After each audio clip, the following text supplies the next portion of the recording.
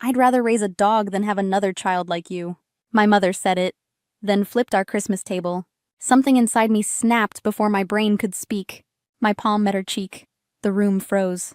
Crystal, gravy, silence, holiday cheer shattered on the floor. I'm Camille, 32, a veterinarian who fixes what breaks. I never imagined I would slap my own mother. But tonight, I didn't choose politeness. I chose boundaries. 12 weeks pregnant, heart hammering, I finally stopped auditioning. For approval. For permission. For conditional love that never came. I wish I could tell you it felt heroic. It felt human. Messy, terrified, necessary. Where are you watching from tonight? Like and subscribe if holidays with family are hard. Stay with me. This confrontation rewired my entire life. Tonight, the cycle stops with me, and for my daughter. The microscope started early, not in biology but at home. A minus meant failure. Second place meant public shame.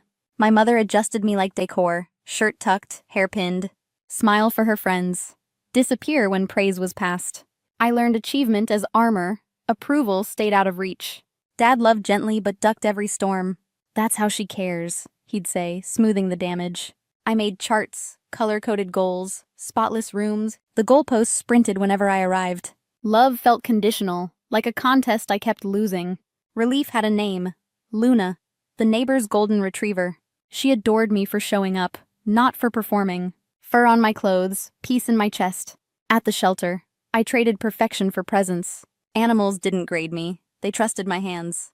College, clinic, late nights learning to listen to pain. I became a veterinarian who fixes what fear breaks. Mom called it wasted potential, not a real doctor.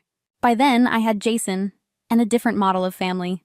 His parents framed my white coat photo like a trophy. 5 years married, 12 weeks pregnant, joy humming under nausea. We planned a soft announcement at Christmas dinner. I practiced sentences and breathing in the mirror. The house in Boston's suburbs glittered like a magazine spread. Inside, I became 12 again, waiting to be corrected.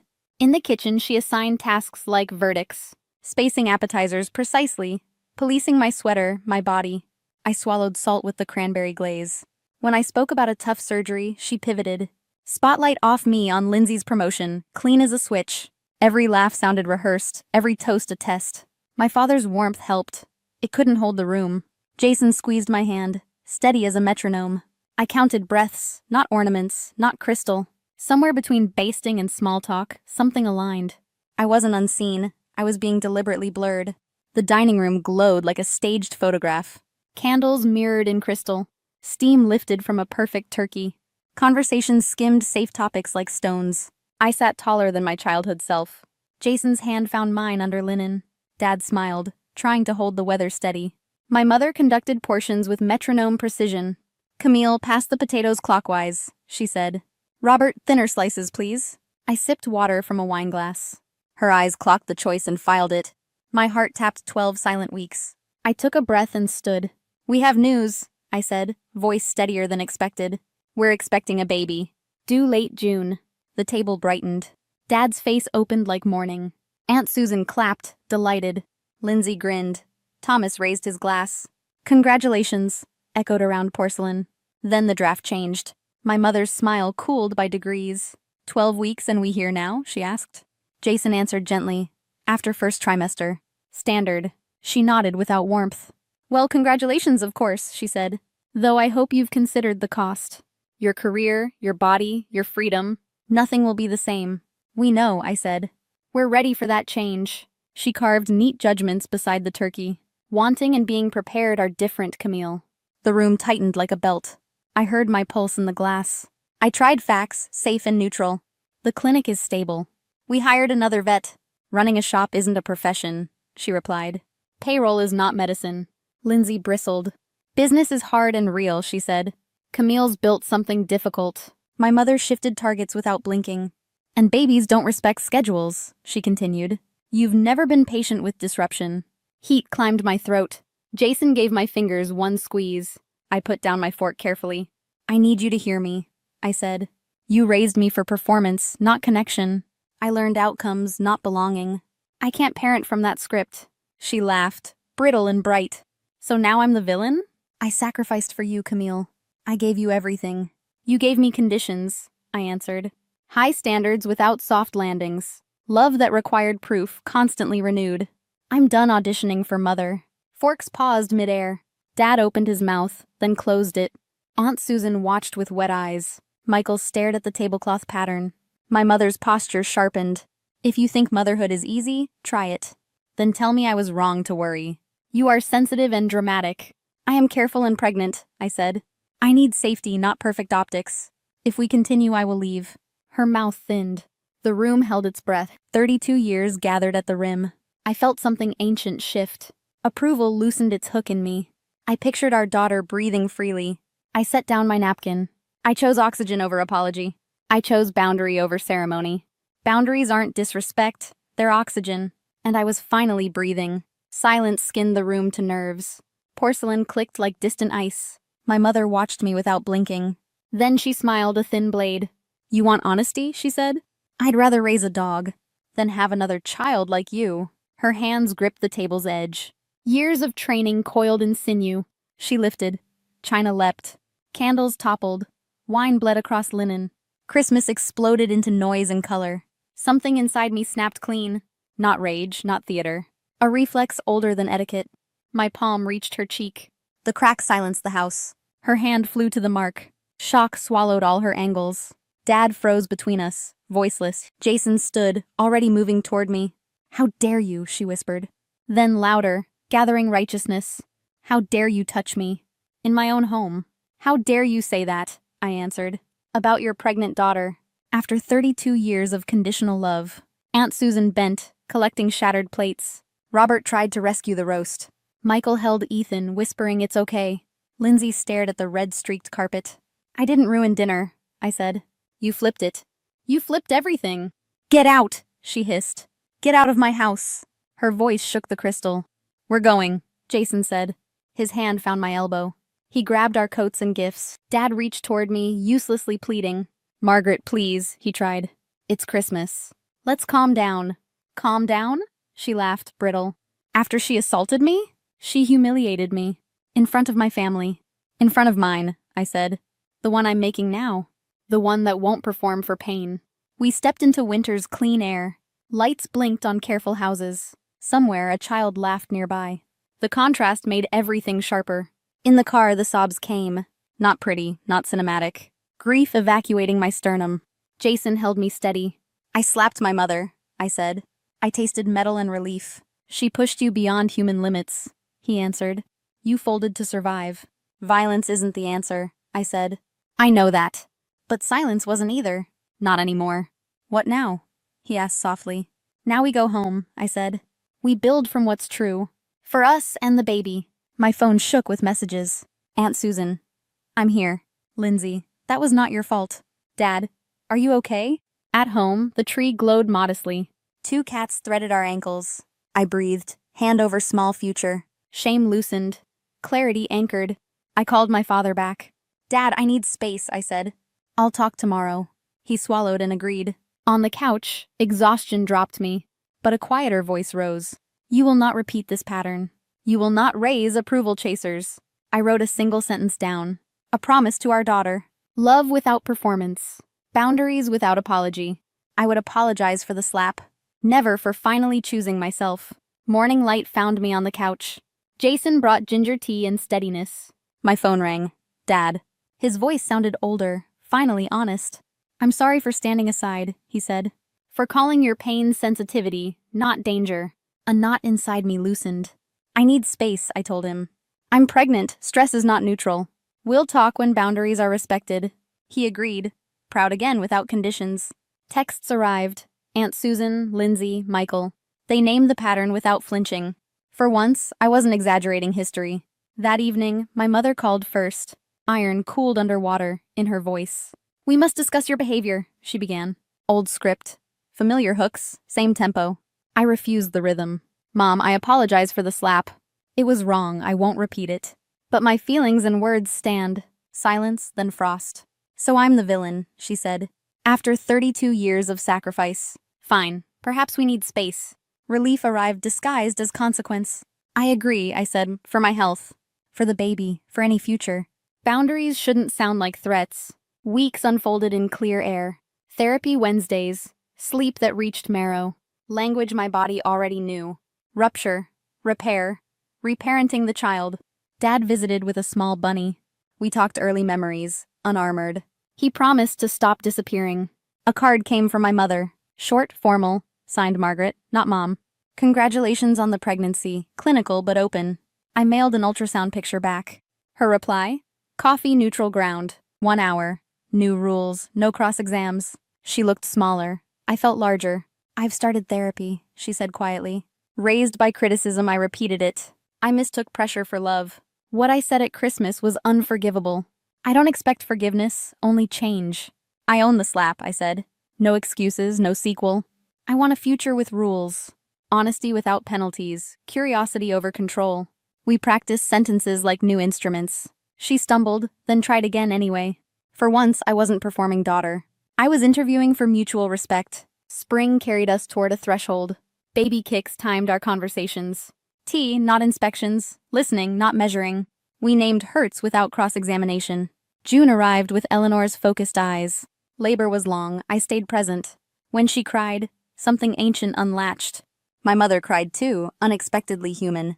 She's perfect, she whispered, handing her back. You're a natural, she added softly. Approval landed without a price tag. I received it, then set it down. Because I can breathe without it. But I want her to keep practicing. Dad brought books, Jason filmed beginnings. We kept people who keep us. That night I wrote the house rules. Love without performance. Boundaries without negotiation. Repair after rupture. Curiosity before criticism. Break every cycle that breaks a child. I slid the rules into Eleanor's drawer. Inside me, the old hook dissolved. We weren't returning to the old script. We were authoring a different ending. Together. Repair, not replay. 6 months later, December settles gently on our street. Our living room is cheerfully, gloriously imperfect. Toys sprawl like confetti across the rug. The tree leans slightly, nobody minds. I host Christmas in a kitchen that forgives. Flower halos the counter. Laughter warms the walls. Jason plates roast chicken while Eleanor drums spoons. 2 cats supervise like fuzzy inspectors. My mother arrives with gingerbread and softened edges. She wipes her shoes, then lowers her guard. We move easily, measured and honest. Corrections come small, and so do apologies. Dad finds my eyes and holds them. He speaks up before tension gathers. Let Camille choose, he says gently. The room exhales like it learned safety.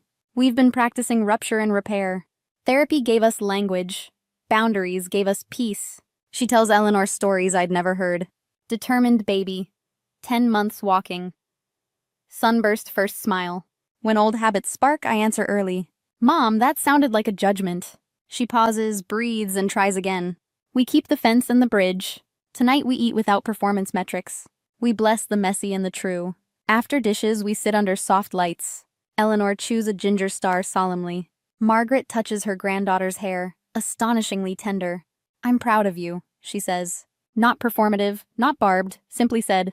I hear it, then release it, because worth isn't borrowed from anyone's mouth. I already know who I am. A daughter, yes, but also someone's mother. I am the stop to an old story. Later, I write our house rules on a recipe card. Love stays. Shame leaves at the door. If holidays with family are heavy, tell me below. Where are you watching from, and what changed you? If you've walked this road, you're not alone. We build better houses with honest blueprints. Love without performance. Boundaries without apology. Repair over perfection. My name is Martha Whitmore. I was born in New Canaan, Connecticut, in a house where people noticed pearls more than people. I hadn't stepped inside the Whitmore estate for 8 years since the Christmas Eve. I sat beside an untouched slice of cake while my brother's startup pitch got its 3rd toast.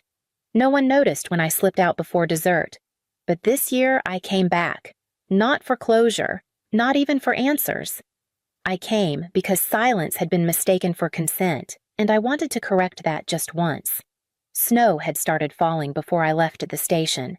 By the time I reached the top of Whitmore Hill, the street lamps were haloed with frost. The mansion loomed the same wreaths on every arched window, golden light pouring out like a promise it never kept. Inside, everything was curated. The hallway smelled faintly of eucalyptus and money. The music was soft piano, probably a live playlist labeled something like Modern Heritage. In the front parlor stood Evelyn Whitmore, my mother wrapped in silk and hosting like royalty. She didn't hug me. "You made it," she said as if I were early to a meeting. Behind her was Richard, my father, a man who checked stocks between sips of bourbon and only looked up when the Dow dropped. He gave a small nod. Polite, disconnected. My sister Kathy drifted in from the dining room in a crimson dress and stilettos that clicked like punctuation. "Well," she said, eyeing my coat, "you're brave for traveling in this weather." And Brian, my older brother, the golden one, stood near the fireplace with a glass of scotch and the ease of someone who never had to ask twice for anything. No one asked why I came. No one offered to take my coat. Then I felt a tug at my sleeve. "Are you really Aunt Martha?" a girl's voice asked. She couldn't have been more than 8 with one loose braid and cautious eyes. "Yes," I said, kneeling down. "And you must be Lily." She nodded. "Mom says you work with computers." Something like that. She leaned in closer. "Do you build things?" I paused. "All the time." She smiled, then slipped away before anyone could notice she'd been talking to me at all. I followed the scent of roast duck and rosemary to the dining room. The table was cathedral long, draped in white linen place cards written in perfect cursive. I scanned them until I saw mine tucked not at the table but at the corner children's bench between 2 booster seats. I held the card a moment longer than I meant to. "Must have been a mix-up," I said aloud. "No mix-up," Evelyn said behind me, lifting a glass. "The main table's full." I counted 2 empty seats. "You've been gone a long time," Kathy added, brushing her napkin. "It's hard to keep track of preferences." I said nothing, just walked to one of the empty chairs and sat down. Let the music keep playing. Let them all keep pretending. But the terms were different now. I arrived late on purpose. Not out of spite, just enough delay to ensure I wouldn't be early, wouldn't catch them still in their hushed, "Is she really coming?" huddles. The Whitmore house stood exactly as it had 5 winters ago, not a wreath out of place. The porch light still flickered faintly in the snow-heavy air like it hadn't quite decided if it wanted to welcome or warn. No one came to the door. It wasn't locked, but I didn't expect it to be. This wasn't that kind of family. The kind that waits by windows or wraps you in blankets. A housekeeper I didn't recognize opened it and nodded silently, stepping aside like she'd been told to expect a delivery, not a daughter. Inside, the warmth struck me. Not soft warmth, not comfort, but heat set to impress. That kind of silent message whispered through expensive vents. "We are successful, we are whole, we are fine." Voices drifted from the formal living room. Laughter too polished to be spontaneous. The sound of glasses clinking like wind chimes arranged in key. I stepped into the doorway and paused. The room had barely changed. A 12-foot tree in the corner blinked like it was auditioning for a magazine spread. Garlands wound around banisters like silk snakes. The fireplace roared, and there, arranged like an old photograph, my family. Kathy was mid-story, one heel hooked over the rung of her chair, manicured hand-waving. Evelyn poured something pale into crystal. Richard nodded in his leather seat like a man conducting a board meeting. Brian was slouched near the fire, scrolling with the same thumb he used to sign debt he couldn't cover. No one noticed me for a moment. I didn't mind. Evelyn turned first. "Oh," she said, "you're here." No hug, no real smile. Just a slight widening of the eyes as if she'd remembered something she meant to defrost earlier that morning. "Hello, Mother," I said. I kept my coat on. Kathy rose in that slow, floaty way of hers. "Martha," she said, walking over like she was in a wedding aisle. "You look different. Thank you." That was the goal. I caught Brian's glance, quick, transactional. A nod you'd give someone holding the elevator. I returned it, matching his exact tone. Behind Kathy, a low table gleamed with gift boxes arranged by paper color. I counted them without needing to. Red Kathy, silver Lily, blue Brian. No gold. Of course not. "I'll put this over here," I said, placing a small box not wrapped no bow on the sideboard. No one asked what it was for. Richard spoke without looking up. Long drive, I didn't answer. Not because it wasn't worth answering, but because I was watching Lily. She'd been sitting by the fireplace cross-legged with a half-wrapped present in her lap. When our eyes met, she blinked slowly. Then quietly she said, I liked the book you sent me, The Girl Who Builds Things. I smiled. She's my favorite too. She looked down like she wasn't sure if it was okay to say that out loud. Dinner, Evelyn announced. She didn't say, let's eat. She just motioned like a stewardess pointing toward an exit. The dining room was as I remembered, long tables stretching like a runway, candles flickering in pre-approved unison place cards, hand-lettered in Evelyn's all-caps script. I looked down the row. There wasn't one for me. I waited a beat. Looks like we're short a setting, I said. Evelyn didn't glance up. We had to finalize seating yesterday. There's a folding chair at the end. You can sit there. There was no child's table, but the last seat unmarked was next to Lily's booster cushion. I see, I said. I pulled out the folding chair and sat down, not beside it but in it, without asking. I let the scraping of metal on wood fill the room. A few heads turned. Brian didn't. Kathy smiled tightly. It's good you're here, Martha. Really? Is it? I asked. And for a moment, no one responded. Dinner moved forward like a train on polished tracks, elegant, predetermined humming just loud enough to drown out anything real. Brian raised a glass halfway through the main course. I just want to say, thank you. He began, voice thick with practiced humility. This year's been rough, but having family behind me, well, it's meant more than you know. A few claps, a few nods. Evelyn dabbed the corner of her mouth like she'd been moved to the edge of tears. Richard lifted his wine glass without a word. Kathy beamed like a co-founder. He's always had vision, Evelyn added softly, resting a hand on Brian's sleeve. From the time he rewired that remote control car. I didn't say anything. The roast was dry. Kathy leaned toward me, lowering her voice just enough to sound exclusive. It's really nice you're finally in a place where you can join us again. I know success hasn't always come easy. I met her eyes. Did you want to rephrase that? She blinked once. I meant it as a compliment. I know. Her smile faltered. Across the table, Lily was quietly picking at her mashed potatoes, clearly more interested in the candied pecans tucked into her napkin. When she caught me looking, she mouthed the word boring and rolled her eyes. I nearly laughed. Dessert came out with Evelyn's usual fanfare pecan tart, perfectly cut like it had been pre-measured for a magazine spread. Whipped cream balanced like sculpture. Place cards had been gathered by then. I noticed mine wasn't among them. Oh, Evelyn said when I asked. I wasn't sure if you'd come. I didn't want to assume. No harm done, I replied. But I'm here now. Her smile thinned. Yes. And we're glad. She didn't sound glad. She sounded like someone trying to remember the next line of a speech she hadn't rehearsed. Back in the living room, the gift exchange resumed. The rules hadn't changed. Red was Kathy. Blue, Brian. Silver for the kids. No gold. Brian unwrapped a leather briefcase embossed with his initials. Evelyn kissed his cheek. We believe in you, sweetheart. I watched them. Quiet. Composed. The kind of stillness that comes not from peace, but from remembering how noise gets used against you. I hadn't brought anything for them. Not for this. Only one gift left unspoken, still sitting on the sideboard in its plain packaging. I looked down at Lily, who had wandered back to the floor. She clutched a ribbon and was twisting it into the shape of a star. She wasn't loud or asked to be seen, but she saw everything. After the gifts had been opened and the photo-taking began, the kind with staged laughter and strategically held wine glasses, Richard motioned me toward the study.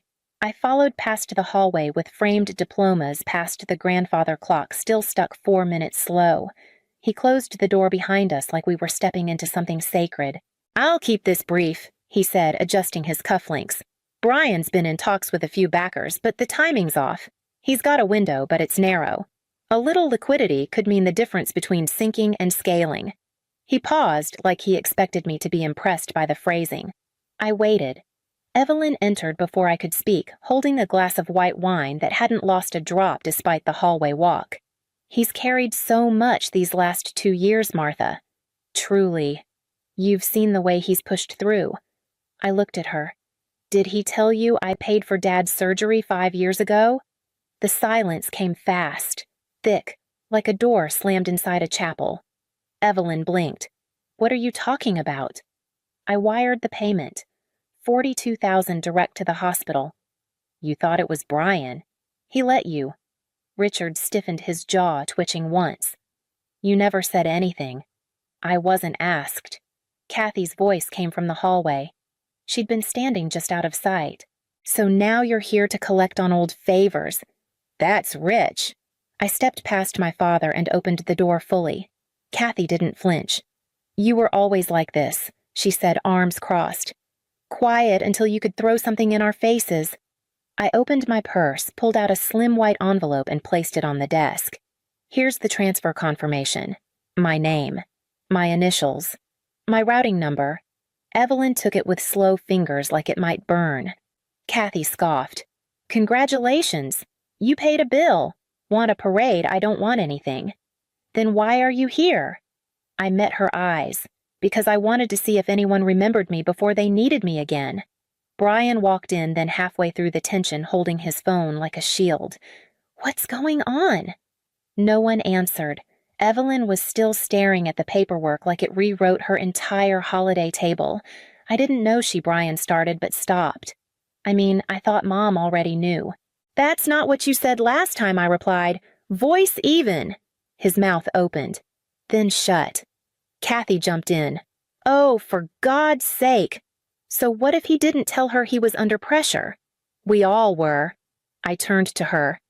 You're not defending him. You're defending the version of him that justifies how you've all behaved. I've always said you take things too personally. And you never take them personally enough. Richard stepped in. Enough. All of you. But it wasn't angry. It was the kind of enough that comes when a man realizes he has no script left. I picked up my purse and walked back toward the living room. I could feel their eyes behind me. I didn't speed up. Lily was sitting on the stairs drawing quietly on the back of a holiday card. She looked up when I passed. Are you mad? She asked. I stopped, crouched beside her. No, I said, just done. The house had quieted, not with peace, but with calculation. Evelyn disappeared into the kitchen, Richard into the study again. Kathy stood near the fireplace nursing a second glass of wine, not saying a word. Brian had gone upstairs or outside or nowhere, no one asked. I walked to the sideboard and picked up the small ribbonless box I had brought with me. It felt heavier now. Or maybe I just knew what it meant more than they ever would. Lily sat on the floor legs folded under her still drawing. Her crayons were down to stubs. When she noticed me standing nearby, she tilted her head. This is for you, I said, kneeling to meet her at eye level. I handed her the box. She opened it carefully without the frantic rip of most children. Inside a sketchbook with thick cream paper, a set of blueprint pencils, and a folded letter with her name on it. Her eyes widened, not with greed, but with that rare kind of curiosity you don't learn you're born with it. What's it for? For whatever you want to build, I said, even if no one claps. Especially then. She nodded like she understood something she didn't yet have words for. Behind me, Evelyn's voice came tight but controlled. What do you want from us, Martha? I stood slowly, turned. Nothing, I said. I wanted to see if you'd remember me before asking for something. Evelyn blinked once. Kathy said nothing. I looked back to Lily. She had already started drawing in the corner of the first page. A line, then a second. Then a shape that wasn't there before. Something she chose to make. Not because anyone told her to, but because she could. Back at the hotel, I didn't turn on the lights right away. The glow from the street lamps outside was enough. Snow still fell in soft, steady veils blurring the rooftops of New Canaan. It looked like a painting beautiful, but behind glass. My phone buzzed on the desk. One missed call from Evelyn, then another, then a voicemail. Sweetheart, maybe we've been distant, but I'm proud of you. We're having breakfast here in the morning. Come join us. Your father's waiting. Another text I'd love to introduce you at the club. Your story is inspiring. I let the screen dim before opening a new message. You can show me off if you're also willing to tell the truth. That I was overlooked. That I did this without your help. You don't get to rewrite it now. I hit send. A new notification. Kathy. Just a link.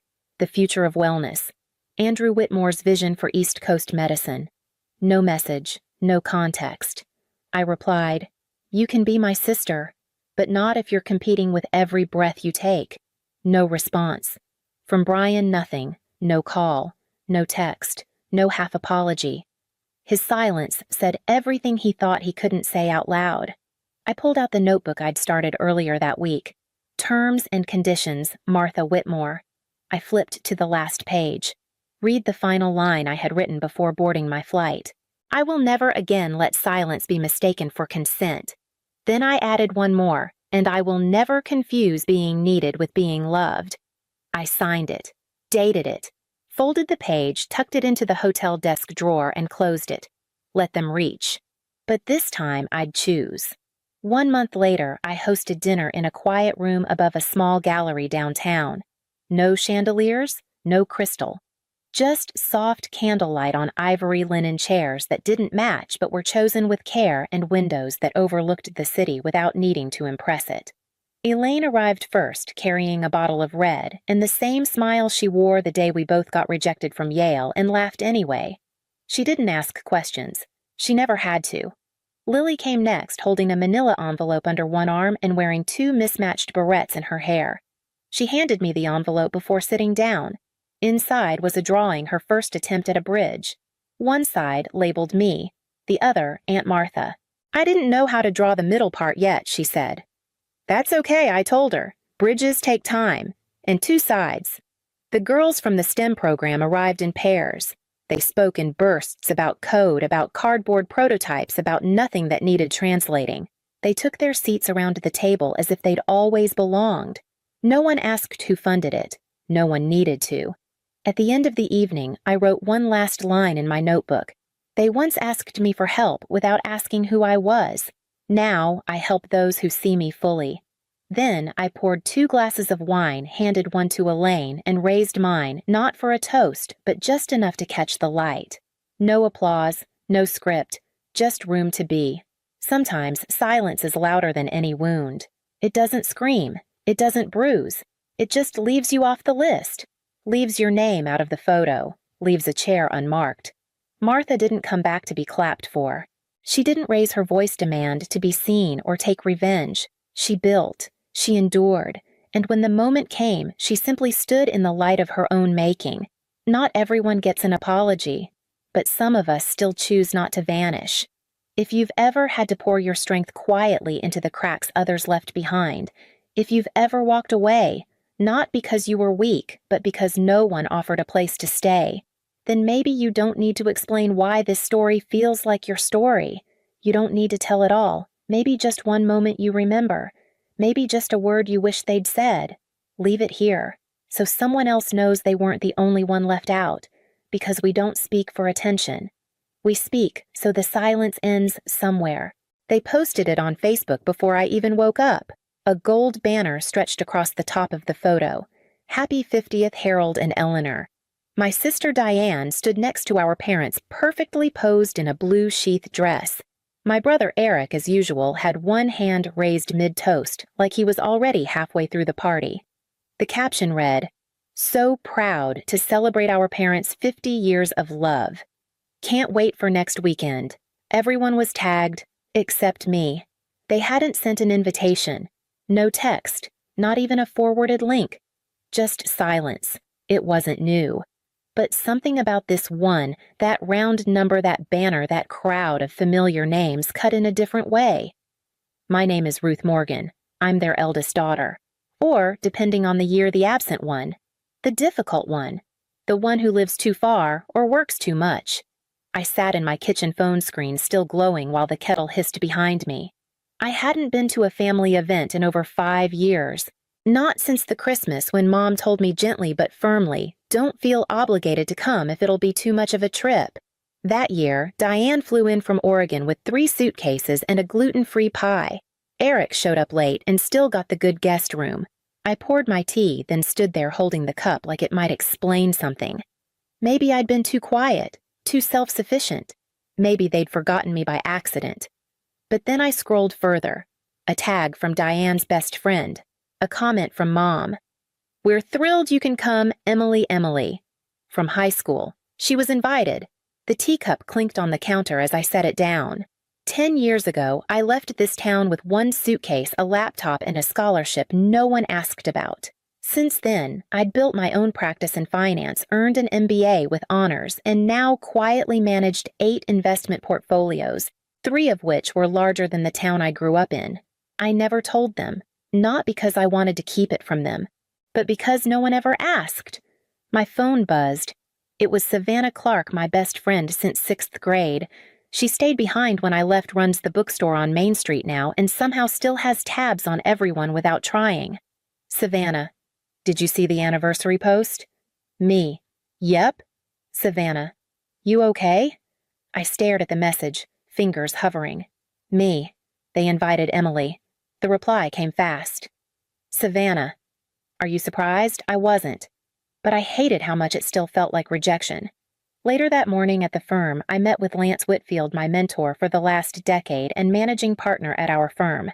He didn't even glance up from his desk before asking, "They left you out again, didn't they?" I nodded. 50 years. Big crowd. Anyone bother to ask where you were? Nope. But Diane remembered the gluten-free pie. He finally looked up.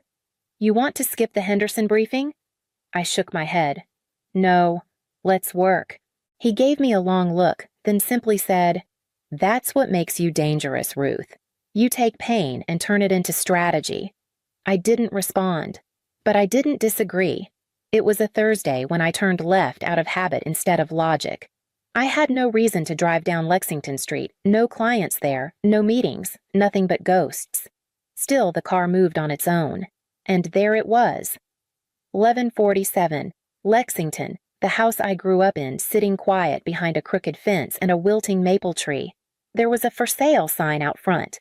My foot eased off the gas. The shutters were a different color. The porch swing was gone. The lawn, once trimmed obsessively by my father, looked sunburnt and tired.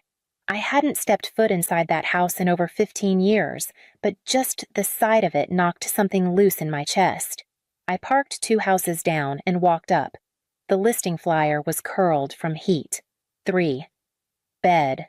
2. Bath. New roof. Motivated seller. I scanned the realtor's number. It wasn't local.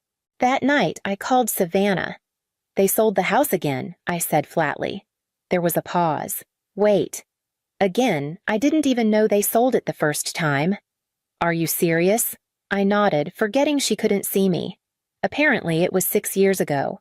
Quietly. Paid off some of Eric's startup debts, I'm guessing. Did they tell you that? No? But I ran the deed history. And the LLC that bought it back then, I paused. It was dissolved after a year. Transfer to Eric Morgan Holdings Delaware registered. Oh, Ruth. I stood by the window, watching dusk settle over the city. He lost it again. And now it's back on the market. Savannah didn't say anything at first. Then, what are you going to do? I already did it, I said. I called my firm's acquisitions group this morning. We'll make an offer by Monday, clean above ask cash. She let out a low whistle. You're buying the house, I'm protecting it. The silence on the line felt heavy. Not judgmental, just history filling the space. I used to think, I said slowly, that if I just achieved enough, someone would notice. That maybe Mom would ask what my degree was in. That Dad would brag about me the way he did about Eric's car lot or Diane's first moot court. Savannah was quiet. I sent them every holiday card, I continued. Every address change. Even a copy of the university newsletter when I made the speaker list. They never replied. They sent a check once. $200. The memo line said, for books. I was already 2 years into my first job. Savannah exhaled. You know this isn't about you, right? I know, I said. But that doesn't mean it didn't shape me. The next day, back at the office, Lance waved me into the conference room before the Richardson prep meeting. Quick update, he said. Your pitch deck landed. Richardson's interested. I blinked. Already they want a deeper dive next week. And we got approval to assign lead strategist. That's you, Ruth. I smiled for the first time that day. What about the equity model? You'll take point on it. My chest tightened in the best way. Oh, and the managing partner vote, he added casually. I froze. That's next quarter right. Lance gave me a look. Might move up. Word's getting around. Ruth Morgan regional lead. Has a nice ring, doesn't it? I didn't answer. Not yet. Later that night, Savannah texted Saw the listing vanished from Zillow. It's happening, huh? I sent her a photo the purchase confirmation signed digitally that morning. Buyer RM Strategic Holdings, LLC. She replied with a single emoji, the key. 3 days after the house closed, the Grand Norwood Hotel emailed me a courtesy update. Subject line event confirmation. Morgan 50th anniversary celebration. I stared at it, then clicked. A ballroom reservation for 125 guests, a custom dinner menu, floral arrangements ordered through the hotel's in-house vendor, final invoice approved, payment sponsored by RM Strategic Holdings. Me. I leaned back in my chair, the irony coiling like steam in my lungs. I hadn't even needed to intervene. The event had been booked months ago, paid through the portfolio I'd personally managed. Somewhere along the line, someone at the firm had labeled it local civic goodwill, and so without knowing it, they'd walked into my ledger, into my house. Again. Later that evening, I pulled up Diane's Facebook page. It was open to the public, always had been. The latest post was a picture of my parents standing in front of a gold 50 balloon arch, beaming. Mom and Dad's love is what we all aspire to. Can't wait to celebrate next weekend with so many who mean the world to them. Savannah texted before I could look away. Savannah. You seeing this, me? Yeah. Savannah. You okay? I typed for a long time, then erased it all. Me. They don't even know I paid for the flowers. At work the next morning, Lance was reviewing quarterly forecasts. I walked in still holding my phone. They're holding the anniversary party at the Norwood, I said. He didn't look up. The Norwood we just refinanced. The one I own 17% of. That got his attention. Going, I wasn't invited. He studied me, then tapped a pen against his notepad. So what now? I shrugged. I'm still deciding. Ruth, he said quietly, you don't owe them anything. But sometimes silence lets them keep writing the story.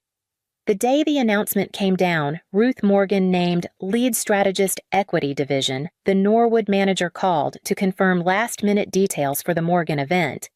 Everything's running smoothly, he said. Just need final sign-off on the seafood upgrade. Approve it, I said, and add the rose wall. Complimentary. There was a pause. You want me to note that for the client? No need. That night, Savannah brought over takeout and a bottle of wine.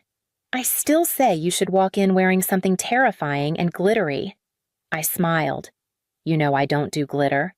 Fine, but show up. Let them feel the room shift. I looked at her, then down at my plate. Do you think they even remember I exist? I think they remember, she said softly. They just never thought they'd have to say it out loud. The lobby of the Grand Norwood gleamed under chandelier light, a quiet kind of luxury built to impress without asking for attention. I stepped through the glass doors just before 7 heels tapping against marble tile navy suit crisp hair pulled back like armor. The concierge recognized me instantly. Good evening, Ms. Morgan. Ballroom 2. Straight ahead. And congratulations.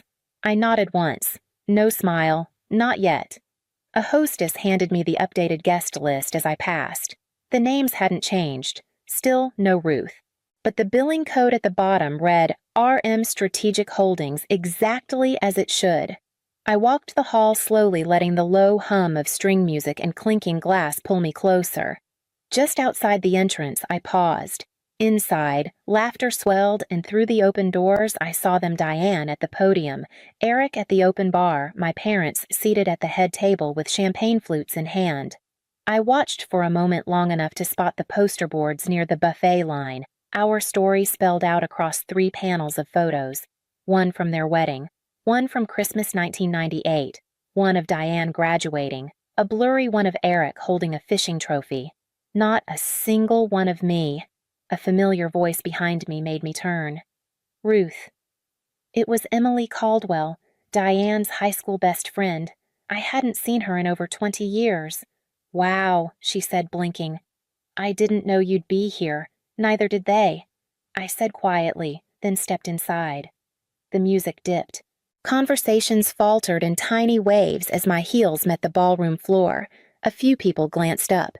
Diane turned mid-sentence. Her smile stalled. Eric stared like he was seeing a ghost. My mother froze with her glass halfway to her lips. I walked to the check-in table and spoke to the staffer who looked unsure. "Ruth Morgan," I said. "Room on the list." He flipped pages, faltered, then looked up apologetically. "Actually, I don't see—" "That's all right," I said. "I'm not a guest. I'm the host." A hush fell across the room. Diane stepped forward, voice tight. "Ruth, what are you doing here?" Before I could answer, the hotel manager approached the mic on stage. "Before we begin the formal program, we'd like to thank our sponsor whose generosity made this evening possible. Ms. Ruth Morgan, representing RM Strategic Holdings." He gestured toward me. Every eye turned, including my parents, including Emily's. I walked to the front unhurried, took the mic. The silence wrapped around me like silk. "Congratulations, Mom and Dad," I said. 50 years is something to be proud of. I wasn't invited tonight, but I'm glad I could host. Gasps rippled. Someone dropped a fork. I handed the mic back and stepped down without waiting for applause. There wasn't any. My mother rose from her chair, her expression unreadable. "Ruth," she said, "can we talk in a minute?" I walked to the photo board and stared. Still not one image of me, not even from childhood. Savannah appeared at my elbow. I hadn't seen her come in. That she whispered was the cleanest power move I've ever seen. I said nothing. Just looked at the picture of Diane in her prom dress framed perfectly between our parents. "I was there that night," I murmured. I took that photo. Savannah put a hand on my back. Diane stepped toward me, her voice low but sharp. Was this some kind of statement? "No," I said. This was an introduction. We ended up in one of the hotel's side salons, away from the music and the stairs. The door clicked shut behind us. My mother Eleanor crossed her arms like she was bracing against a draft. My father Harold stood just behind her, looking like he hadn't decided whether to be angry or confused. Diane lingered near the wall, arms tight across her chest. Eric stayed outside. Maybe that was better. "Ruth," my mother said first. Her voice was careful. "Why would you do this?" "Host your anniversary," I said. "You're welcome." "That's not what she meant," Diane cut in. "You embarrassed them." "No," I said. "I reminded them I exist." My father cleared his throat.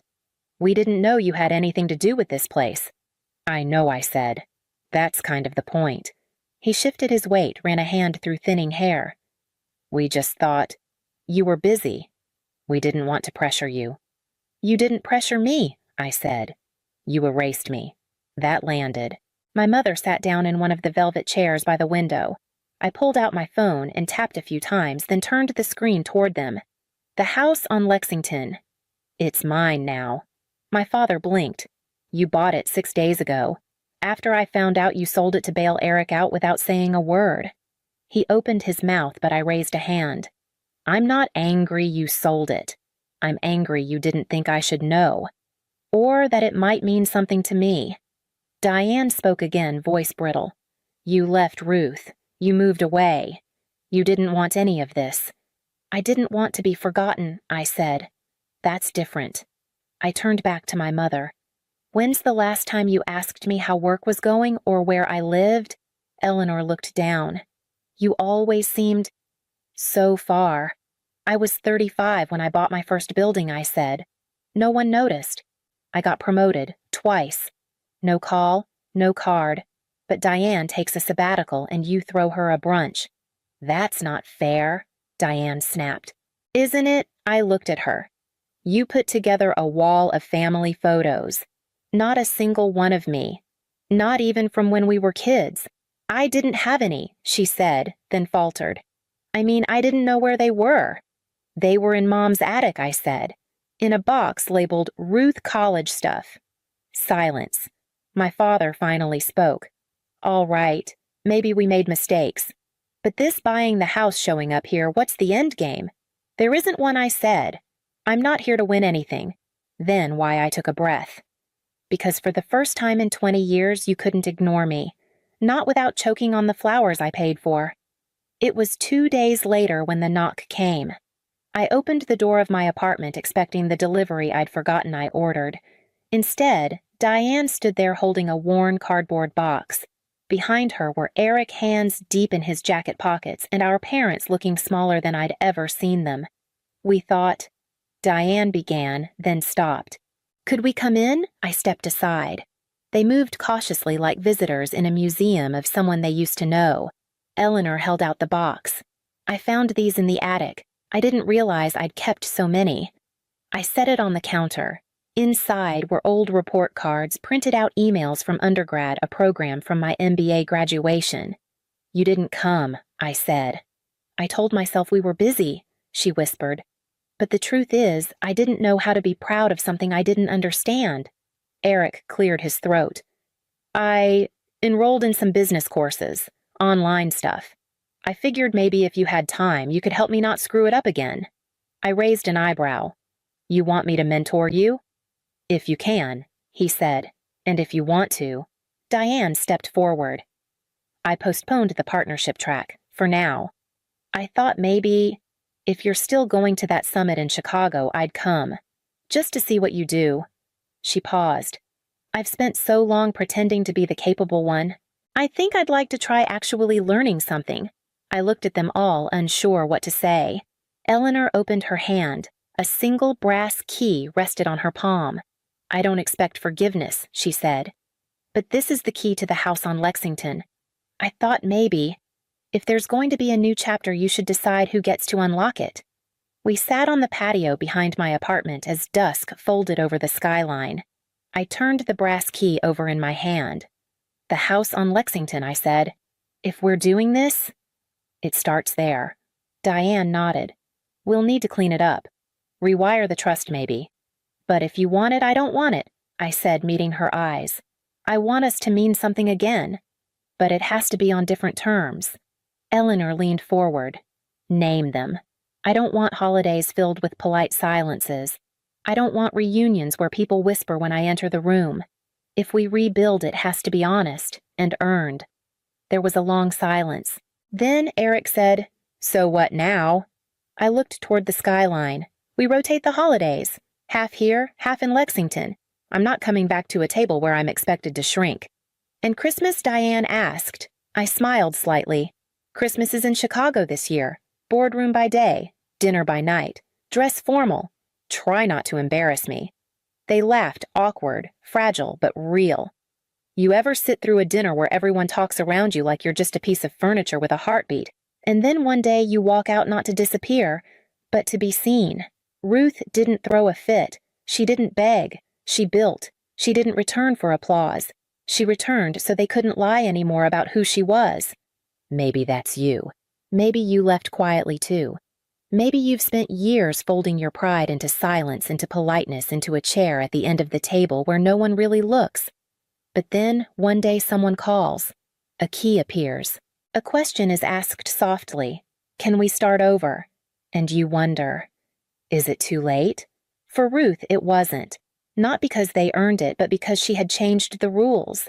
If you've ever sat in a room full of family and still felt alone, if you've ever succeeded quietly and waited for them to notice, if you've ever held your own key and asked yourself whether to open the door or walk away, just leave a mark, a symbol, one period, one word, one breath you never got to exhale. We'll read them all, because someone out there knows exactly what you never said.